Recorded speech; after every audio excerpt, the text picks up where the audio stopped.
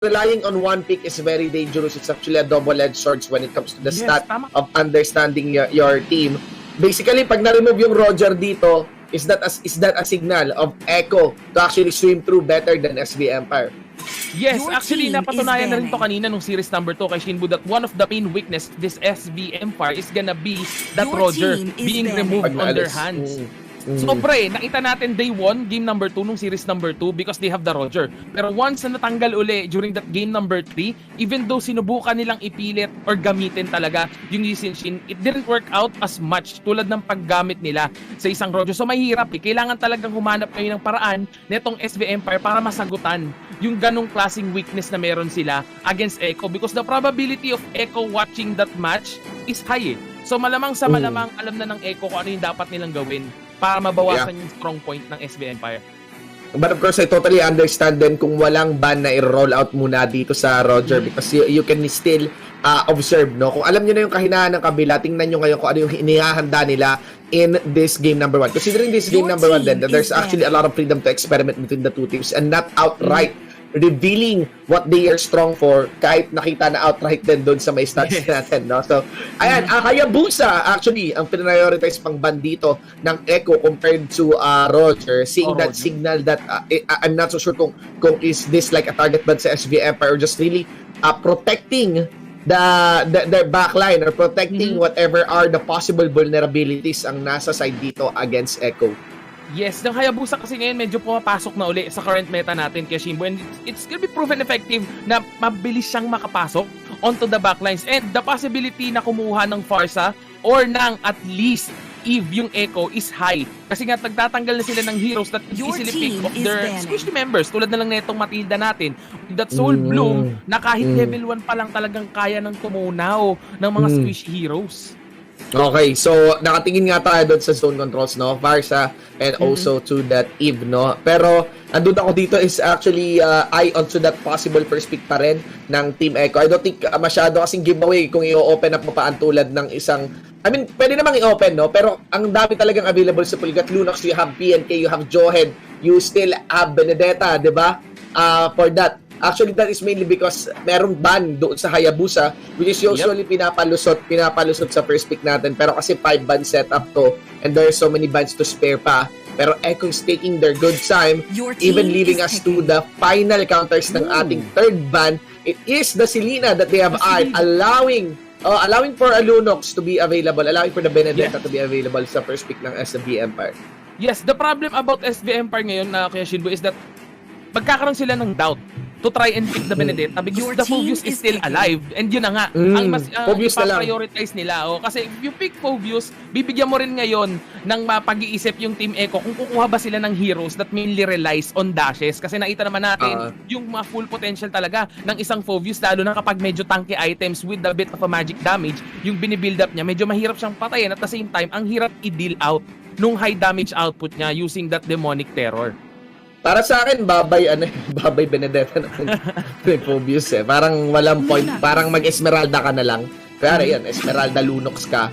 Pero ito, they still have the freedom in choosing up the PNK, which works well especially for like a walking Phobius. Wala naman big dash yung PNK dito. Pero wala nang intro-intro. Kung kayo ay mag-i-invest sa frontline, we will double down on our frontline here. SB Empire kaagad. Kaya tumaas yung tono ng aming bosses kasi sa drafting guys, may drafting na patago muna or kontrapeluhan. Pero ito, naglabas ka agad ng pangil na yung SB Empire. Ano talaga kaagad yan? Hindi ka nagtatago dyan. Ruby, Roger, Phobius, the strength is being invested into the front line here ng SB Empire. Dito pa lang sa first 3 pick ng SB Empire, alam mo nang handa silang sumabay against Echo in terms of team fights kay Shinbu. Pero Echo, tulad nga ng sabi mo, they could still pick that Esmeralda para at least makasabay man lang against that Phobius. And yun yung kanilang ipaprioritize dito. Though, that's gonna be a Kagura-ban, Kuya Shin, against SB Empire. Though, technically, yes, wala pang made support yung SB Empire. So, that's gonna be a good ban for the side of Echo. Ano kasi, ang plano din ng SB Empire na, double ka na dun sa harapan mo. May Ruby ka, may Phobius ka. Siyempre, ano na yan, artillery na, yun nasa backline mo. Kaya aalisin mo someone who is the hottest right now in for the backline. Lagi naman tong napapasok talaga sa second ban rotation. Kagura nga, pwede ka pa nga mag-alis ng Chango sa totoo lang. Ewan ko kung magkakaroon ng removal onto the Farsa. Curious ako ano magiging backline DPS talaga ng SB Empire kasi hindi na pwedeng pumili pa sila ng melee in my opinion. Maybe an assassin, yes, pwede. Pero kapag nagmili-mili pa sila, wala lang. Lalagyan lang sila ng Farsa, lalagyan lang sila ng super long range ng kabila and masolve sila ng Echo dito. Yes, and kasi para sa akin, they still has the chance to pick someone na makunat eh. Kasi someone makunat, yes, that would help the Roger sustain onto that middle lane, di ba? Kasi the aggression, hindi naman natin madidinay when it comes to a PNK. Nandyan yan eh, during the early game. Hindi naman kasi siya yung mga aggravate mismo, di ba? That's gonna be the Kupa na magiging problema mo. Pero Echo removing that Farsa is good for them also. Bakit? Tulad na sabi mo kay Shin, they need the artillery onto the side of SB Empire. So naisip na rin yun ng Echo dito na tanggalin. Pero SB Empire, that's gonna be a carry na tatanggalin nila. Very interesting, no? Probably works. Ewan ko, pero alam ko na, nadadasyan pa rin ng Phobius yung yung carry, di ba? Pag tumalon, pag nag-phantom step. So, curious ako, why carry? Kasi, I mean, there are really better options as well for the retry holder dito ng SB Empire. Pero that would be further explained, no? Kung is this like a target ban mula sa side ng SB Empire dito. I do understand naman the shredding capacity of the carry. Nakakapang-alala lang yung mid-game niya compared sa mid-game ng isang, kunyari, Claude, ng even a Bruno sometimes, no? Actually, mas preferred mo talaga YSS kaysa sa carry pa nga, di ba? If you just want that backline. So, eto na. Sinimulan na nila. Hindi naman assassin pick, pero surely someone with a very strong pick. Cho, ang pinakita ng Echo dito, puwersado ngayon, ipakita ng SB Empire sino ang backline nila. They went with what you mentioned. Magpipick up pa rin sila ng tank option dito. That's gonna be the Barats to aid up the Roger. Roger kasi can still swap in for that backline form. Pero, eto, will that be a Chango? Will that be what? Ano yung backline na yan kaya, no? Wala na kasing Granger. Farsa. Wala na. Farsa na lang daw. For the additional movement speed nga naman, na malaki rin yung may tutulong sa isang Roger. With this, the rotation capabilities of SB Empire is definitely high. Nandun sila sa top of the mountain when it comes to the movement speed.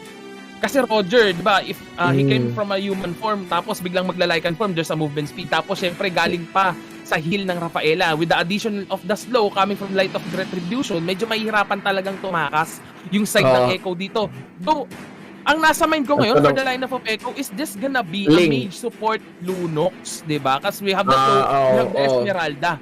We also have the PNK that would mainly act as a tank on their line. Pili ko dapat support na kasi you could pick up a Ling, you could pick up a Lancelot, you could also pick up, you know, an assassin. Really, I think that makes everything awkward para sa Rafaela. Ewan ko na kung... Okay. Backline DPS. Surprising? Oo, tagal ko rin di nakita to. Oo, nako, sabi kasi ni Shinbu daw, kailangan natin ng backline DPS, tapos may Phobius, so yun dapat yung hindi maraming dash. Kaya Kimi na lang.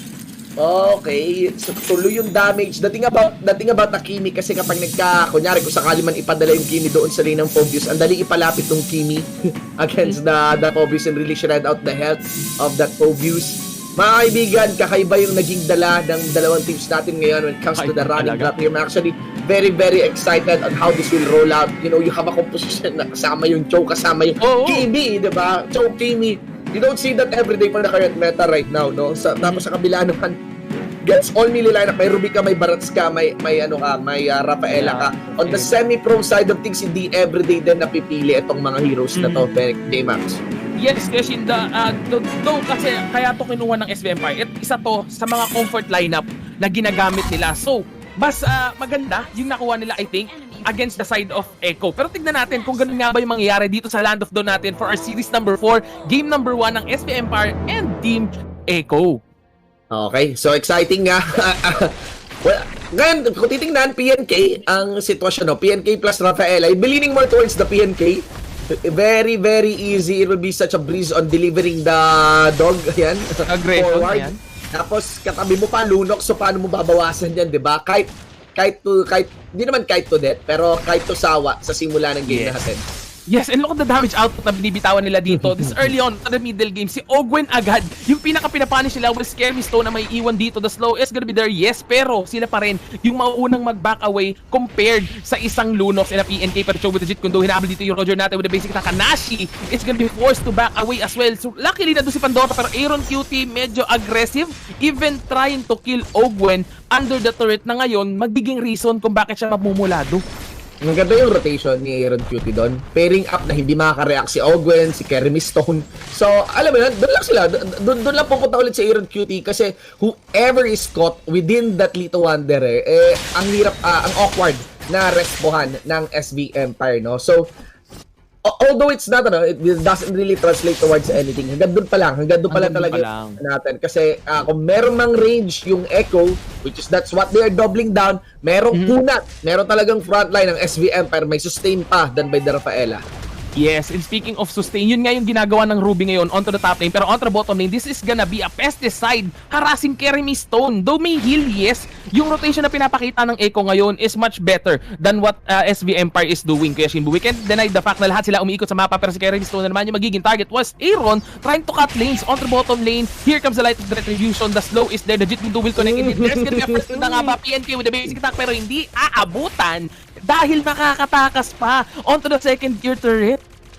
Talaga, laging mainit dugo ko sa Rafaela. Medyo madali talaga solusyonan yung Rafaela dito. Ginagawa lang, pinapadala lang talaga yung set sa dog, no? Kung may nakita ang chick sa labas, pinahabol sa aso, and na Pandora dito na nag-iisa, buti na lang nakuha siya ng isa sa isa ang palitan nila. Meanwhile, natin na top lane side, harass is being done by SV Empire. Ang hirap ng Rafaela. Ito na naman ako sa Rafaela. Hater kasi. Hater ka ng Rafaela. So far man, wala pa kasi yung cast sa pagbabalik ko sa MLB na gumana yung Rafaela. Sa akin. Hopefully, sana ito na yun. Ito na yung game na gumana yung Rafaela. Ito na yung debut ng Rafaela sa pagbabalik casting mo sa ML. Kasi Shinbu kasi mag-i-initiate naman sila dito with the Daytona as well. Kamahuli yung Kimi natin. Look at the damage output na pwede bitaw. Hindi na iba to sa panger. Kaya makakatakbo pa nga ba? There comes the slow. There comes the stack up. Wave the Dragon connected onto Kanashi na magiging target dito ng Empire members. Pero with the light of multiplies, ano pa? Yung uulit pero with the Lunox na makakakuha sa kanya. RK3 is being targeted by 2 members. Pandora using his ultimate dito. The sustainability is not gonna be enough para mabuhay pa siya against 3 members dito. Kha'Zix still on the go. Tamang pagsayo lang Esmeralda natin dito pero not enough mana. Ang magiging sagot ng Echo dito is gonna be a 2-for-2 exchange in favor of SV Empire. Kaya Shinbu, bakit? Kasi si Wanbei nakakuha ng good plating. Yeah, of course. Bueno lang talaga si Wanbei dito. Also want to emphasize, ang ganda ng play doon ni Fly Solo for the flicker to that Cyclone Eye, ladies and gentlemen. For alam mo yun, baiting Kanashi. Alam ko si Kanashi madadown na, pero hindi ko in-expect na madadown siya ng walang kapalit. The target was of Fly Solo. It was very bad there by Kha'Zix. Walking casually towards Fly Solo, underestimating the damage na pwedeng gawin sa kanya ng Ruby. It doesn't stop there. There's the bottom lane, D-Max. Yes, na team fight na magaganap. And there's gonna be a pick-off na sagot ng Echo dun sa pagkamatay nga ng Esmeralda onto the top lane. Pero there's gonna be a frozen trap na hindi naman magko-connect kay Keremy Stone. I like the rotation talaga na pinapakita nila rito. But yes, minsan, sila yung nalulugi. Tulad na rin ng pwestuhan dito ni paring Ogwen na talagang si Apessi sa yung hahabulin. Pero Kanashi, ina-aggravate sa Fly Solo na mapipick off na nga with just the basic attacks alone. Yeah, walang clicker si Fly Solo. Still the same tactic, naglalakad siya papunta sa Cyclone. And still, hindi niya pwede maabutan. Basic attack lang, may pondo na dito ang SV Empire. The thing about heroes that has no dashes and actually species, is that kaya nilang magtuloy-tuloy na lakarin ka lang with auto attacks and normal, Ito si Wanbei, sobrang grabe na kanyang lifesteal. Pwede niyang i-withstand yung damage dito ni Aspecticide, and that's how it's done. SV Empire has the better control of this game, crossing the rivers here against Echo. Yes, pero yung speaking of crossing the rivers, mukhang dito mismo sa river, kaya Shinbu, magkakaroon tayo ng panibagong bakbakan kasi the turtles being taken by SV Empire. Echo, as of now, still, wala pa silang objective na hawak against SV Empire. So right now, ang pinaka-upper hand lang nila rito is na nanalo sila in terms of team fight. The problem is sa top, wala ng turret. Mid lane turret pa ata yung gustong isunod ng SV Empire dito. Ano pa ba pwedeng gawin ng Echo para at least makakuha man lang ng objective? Well, the way I see it is that pag nagta-tunnel vision sila para kay Ogwen dito or even to Pandora, which is much worse on Pandora. Kay Pandora talaga sila na nagkakaroon ng malaking mistake. Ang taas ng freedom ni Kanashi at ni Keremy Stone. When Keremy Stone is being forced out, doon nakakalamang ang Echo, Pero ayun ang talagang main dealer dito is have the sustain onto the Roger para continuous lang done by the Rafaela. Fight breaks out down into the big break 3, Pandora. Nako na maalam na nga dito ang ating Lunox Dima. Nako, pero may pagpasok pa under the turret. Ang ganda ng pagkahila ni parang 1v on the 3-man take to si Kha'Zix Face. Susunod na rin dito. Makakakita ba tayo ng ganong kaagang wipeout? Yes, indeed. Goes for the triple kill. Pandora with the addition, Kuya Shin, ng middle lane turret natin. So, mas malawak na ngayon yung map control ng SB Empire. Yung Phobius, pre. Dapat instaban no? Ang hirap paano mo aasahan yung dashes mo? Alam nyo naman na itong MLBB, nung nakitang sumikat si Rendon, ginawa ito si paring Phobius. Focus lang. Ano pa? Focus lang. Dikit lang si Pandora dito. Nakakagulat. Napaka-snappy niya pa. Alam mo yung para siyang nagpi-flicker pa ulit-ulit na Terizla. Alam mo? May pagpalo at pagsunod. Diba? Hindi man AOE, hindi man may AOE, pero dikit na dikit And right now, the design is supposed to have the Kimi shred down the Phobius. It's not happening. The Phobius is getting the melee range that he wants. Actually, dito na ako natutuwa ngayon sa Rafaela because the movement speed allows for the Phobius to get closer and cast his spell and therefore stick it against Echo. Yes, I think yung point talaga ng pagkuha nila ni Rafaela kasi tulad nga ng sabi mo, most of them are melee heroes. So mahihirapan silang lumapit. Sa dagdag ng Rafaela, the movement speed, the slow against the enemy team, mabilis silang nakaka-responde ngayon. Tulad ng pag-responde na gagawin yata nila onto top lane na susundan ni 1v dito with the slow connecting onto Aaron Cutie na magiging target. And there goes another demonic terror coming from Pandora. Ito kasi Keshin, if you didn't know guys, even the viewers, na kahit yung paghila ng Ruby natin, nagpo-proc para sa ultimate ng Ispophobus. Yes, counted. Ang layo pa ng range. Ang layo pa ng range. Layo pa ng talon. Doon ko lang na-realize parang dapat yata i-nerf ka itong obvious na Isipin mo nandun ka, nasa kabilang lane ka, lumagpas ka pa doon sa coin crab sa sobrang haba ng range. Ultimate down by that Phobius. Mga kaibigan, it's a tough situation here for the side of Echo. Yung Echo nila magiging silence, lalo pa tinutulak na lamang sila ng SB Empire. Inner Church is gonna focus here. Falling Star man na naman dito ni parang Kha'Zix kahit away na ginagawa ni Kinashi dito. Na pwesto na po lumapit si Perspective Center. Malintayan si Kha'Zix and that's gonna be the PNK going down. Phobius into the front, Bay! Oy! Naku, talaga papasok pa si Kanashi under the turret dito pero with the follow-up onto the Lunox with the brilliance nga rin man. Kanashi medyo naipit pero Cho with legit kundo with the Dragon Competition. Kaso the Daytona's welcome is gonna cancel his combo for a triple kill na makukuha ni Kanashi. Eto na, yung patunay na Roger wins games kapag nahawakan ni Kanashi, Kuya Shinbu. Grabe yung aggression kahit ilalim na ng torre pinapasok nila. Yapi, nakakapagtaka na hindi binan yung Roger at imagine pa kung nakalusot sana yung Matilda sa lineup natin. True. Di ka na siguro nakatakas no. Mula. May circling eagle pa.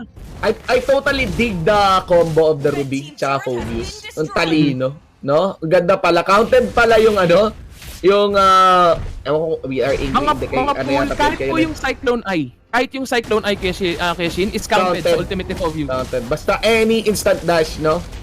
Any instant dash. Kahit knockbacks, counted siya Keshin sa Ultimate ng Phobius natin. So yun yung new-utilize dito ng SB Empire. Okay. Right now, you have Echo.